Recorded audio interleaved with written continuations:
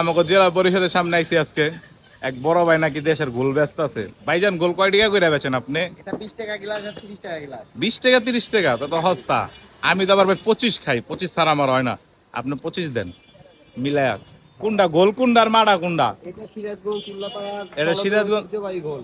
এটা ঐতিহ্যবাহী গোল। এটা কয় টাকা গ্লাস? 30 টাকা 20 টাকা। আর ওটা কি ওটা মাড়া? এটা হলো সিরাজগঞ্জ সনবের মাথা। ওই দো ভাই তাহলে মাড়াই দেন, সকালবেলা সকালে মাড়া খাই। মাথাটা সুন্দর আছে। হ্যাঁ ওই দেখো 20 টাকা 30 টাকা মোটামুটি এনি হাওয়া। এখানে কি 30 টাকা দিলেন ভাই? জি 30 টাকা। এই যে দেন বড় ভাইয়ের দোকান। এটা সিরাজগঞ্জ উল্লাপাড়া সনবের।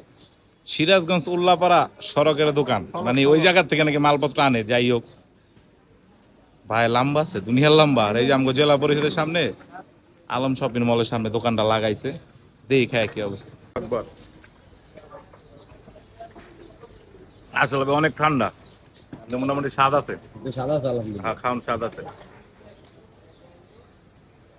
ঠান্ডাটা একটু কম করবেন, ভিতরে বরাবের টিং টিং করতেছে।